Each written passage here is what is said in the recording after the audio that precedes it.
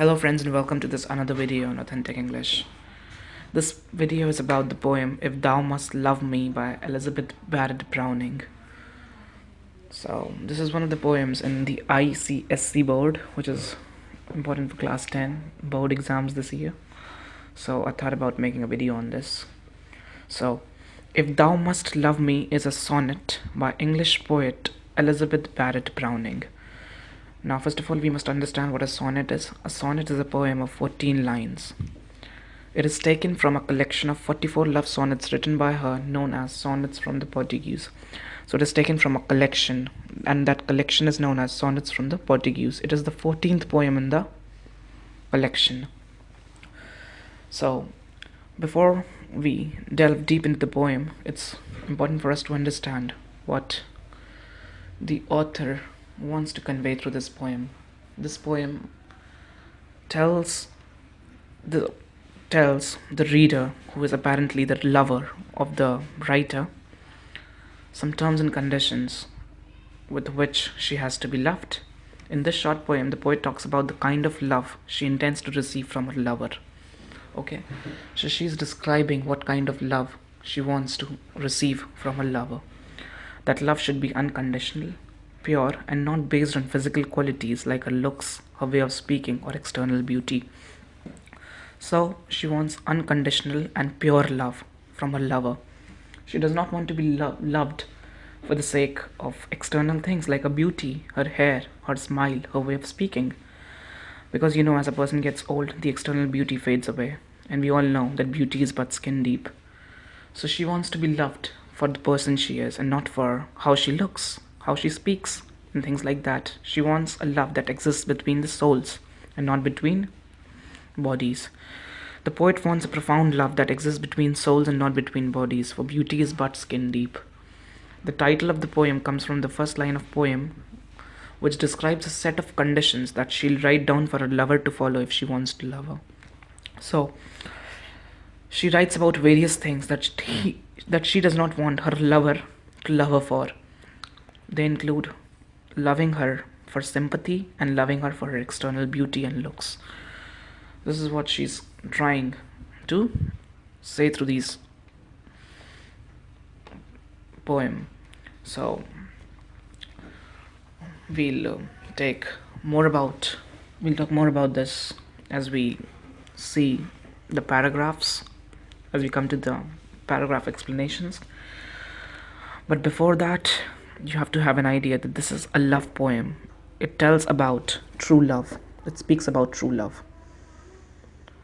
The author wants to be loved for the sake of true love, not for the sake of external beauty, not for the sake of looks, not for anything that will change with time, but for her soul, which is always going to remain constant, because we all know that souls never die. So this is a poem which yearns for true love. If thou must love me, let it be for naught except for love's sake only. Do not say, I love her for her smile, her look, her way of speaking gently, for a trick of thought that falls well in with mine, and certes brought a sense of pleasant ease in such a day. For these things in themselves, beloved, may be changed or change for thee, and love so wrought may be unwrought so. So these are the first 9 lines of the poem. Now we must know that this is not written in very modern English. This is a little old English. This is modern English only, but some words are not very much used in the present day. Now, thou means you. So in the first line of the poem, which is apparently the title of the poem. So the title of the poem is the first line of the poem, If Thou Must Love Me. So it has a lot of if and but conditions, okay? And like if, then conditions. Like if you are going to love me, then it has to be like this. It has to be like this. As I told you in the introduction, that she may seem to be extremely, demanding, but she's actually demanding for true love. She is not demanding anything else. She's demanding something that is very much absent in the society of today. In today's society, if we talk, we love people only for the sake of their outer beauty. Who cares about the soul? There are very few people who see the nature, the true person who's within that face.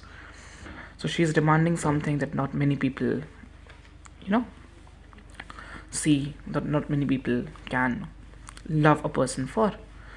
So the first line of the poem says, "If thou must love me," which means if you must love me, let it be for naught. Now, naught is, and again, an old is a word which means nothing. It's British and kind of old. Not means nothing.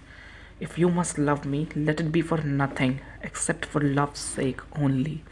Don't love me for anything else except the sake of love. So the poet wants to be loved only for the sake of love and for nothing else. Do not say, "I love her for her smile, her look, her way of speaking gently." The writer is asking her lover not to love her for her smile, for her beautiful smile, for her looks, or her gentle way of speaking. Okay? She does not want to be loved for her smile, for her looks, or for her gentle way of speaking. In most of the love stories you find, your eyes look so beautiful, your face looks so beautiful, and this is what the lovers say to each other: "You look so beautiful." But she's the kind of poet who does not want to be loved for these external qualities. And the reason behind is that there is going to be a time when she loses all of her beauty, when she gets old, when she loses her way of speaking gently at times, when she loses her smile. And at that time, a love based on this is going to die. Do not say, "I love her for her smile, her look, her way of speaking gently, for a trick of thought that falls in well with mine, and certes brought a sense of pleasant ease such a day." So it may happen that she has what. So in these lines, what the author says to the person to whom it is addressed, who is apparently her lover, she says that it may happen that our thoughts match at certain cases. Like whatever you think to be beautiful is what I possess. You think that a girl who is fair is beautiful, and I happen to be fair. Okay. And you start loving me for that. Okay. For a trick of thought that falls in well with mine. If your thoughts match mine, that's just a trick of thought. That is just based on thinking. If you think I'm beautiful and you're loving me for that, if you think I have certain good qualities and you're loving me for that, okay, it is certainly going to bring happiness to me on such a day, that day when you tell me that you look so beautiful, and yeah, your way of speaking, your manners, everything is so beautiful. At that day, at that time, I'm going to be very happy. Like, yeah, you are telling me that I have such good manners, I have such good qualities. That's because the thoughts are matching at that time. She does not want to be loved for this. She does not want to be loved for some thoughts that match with her lover. Okay, there are two persons, the writer and the lover of the writer. What the writer is saying in these lines is that if in case her lover's thoughts match with hers, and her lover starts loving her for that, she does not want that. A sense of pleasant ease on such a day, because that is only going to last for a day. That is only going to give her happiness for a day. And when she loses her quality, when at times she gets angry, when their thoughts do not match, the love which was made and designed in such a way is going to get ended. Okay? For these things in themselves, beloved, may be changed or changed for thee. So these things are going to change at times, which are going to change with time, or change for thee. Or maybe they get changed for you. And love so wrought, and love which is born of these external appearances, external qualities, by these thoughts, etc., may be unreal, so can get destroyed. So if the lover loves her for her looks are going to get lost one day.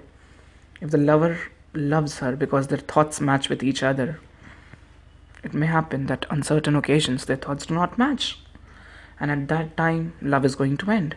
So this is not going to be a love that is born of these qualities, is not going to be a true love, a love that people really want.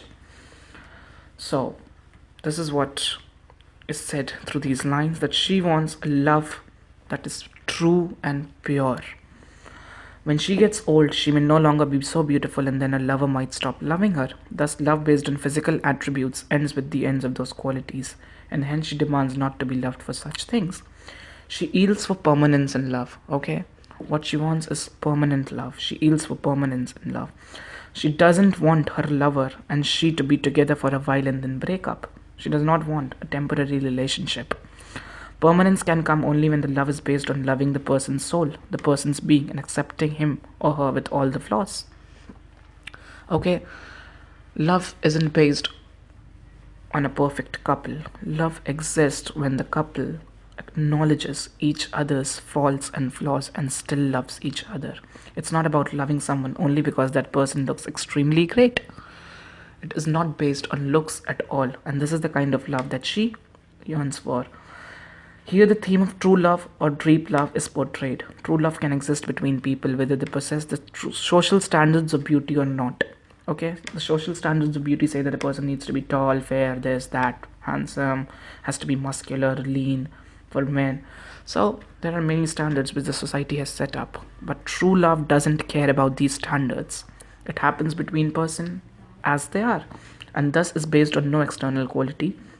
It is the love between souls, the love that lasts forevermore that Mrs. Barrett urges for. Okay, so it is the love that exists between two souls and the love that lasts forevermore, that means forever, for eternity, that Mrs. Barrett urges for. So after this, there is the last lines of the poem, last 10, 11, 12, 13, 14, which makes last 6 lines of the poem. Neither love me for thine own dear pities, wiping my cheeks dry. A creature might forget to weep who bore thy comfort long, and lose thy love thereby. But love me for love's sake, that evermore thou mayst love on through love's eternity. So in these lines, what the poet says is she lays down another condition for which she does not want to be loved for. She does not want to be sympathized with or pitied. She talks about more ways in which she does not want to be loved. She does not want her lover to show her pity or sympathy in the name of love. She may get sad if her lover does not love her, but she does not want her lover to show her sympathy and love her just because she is crying. Because a love which is based on sympathy or pity will cease to exist when the person is in sad. For example, she is sad that her lover doesn't love her, that Elizabeth is sad that her lover doesn't love her. So there are going to be times when the lover comes and consoles her and says, I love you, and then Elizabeth and the lover get along. What is going to happen is, after staying in the company of her lover for long, Elizabeth will forget to weep. So she says when she forgets to weep, the love that resulted from pity and sympathy is going to end. So this is what she says, that she does not want such a love that is based on pity or sympathy. She wants true love again. She talks about more ways in which she does not want to be loved. Neither love me for thine own dear pities, wiping my cheeks dry. Don't love me for pity and wipe my cheeks dry. A creature might forget to weep who bore thy comfort long and lose thy love thereby. A creature who has been with you for some time. A creature. The word creature says that she portrays herself as a very poor person, very poor being, in the sense that she is going to be sad without her. Okay, but a creature might forget to weep, but a creature who has been with her lover is going to forget how to weep, who bore their comfort long and lose their love thereby. And if you're loving that creature for just the sake of pity, when she is no longer sad, you're going to stop loving her. But love me for love's sake. So she asks her again, don't love me for pity, but love me for the sake of love, that ever thou may love on through love's eternity, so that you may love me forever till eternity. She does not want her lover to show her pity or sympathy in the name of love, because the kind of love she yearns for, true love, does not require pity or sympathy at all. So true love does not require pity or sympathy at all. She further says that a creature who is loved by her lover may forget to weep. Here she seems to convey that her lover's love is powerful and amazing. It can make someone forget to weep. Hence, when she forgets to weep by being in the company of a lover, the love that the lover showed because of pity and sympathy will cease to exist. And that's why she doesn't want to be loved for the sake of pity, for the sake of love that is created only to stop her from crying. To say it again, it is the love that exists between souls, the love that lasts forevermore that Mrs. Barrett wishes for. So it's a very, deep poem based on love. It only talks about true love. She does not want to be loved for anything else but for the person she is. She does not want to be loved for the sake of external appearances or for the sake of she is sad for pity or sympathy. There has to be no reason except for the sake of true love that a lover must love her for. So this is the poem, a very powerful poem based on true love. I want you to go through it again and see if you have any doubts and questions and ask me in the comment section below. I'm going to reply to each and every comment. So if you have any doubts regarding the poem, go through it once, have your own analysis and just tell me if you have any doubts in the poems. Thank you for watching, guys. Bye bye, take care.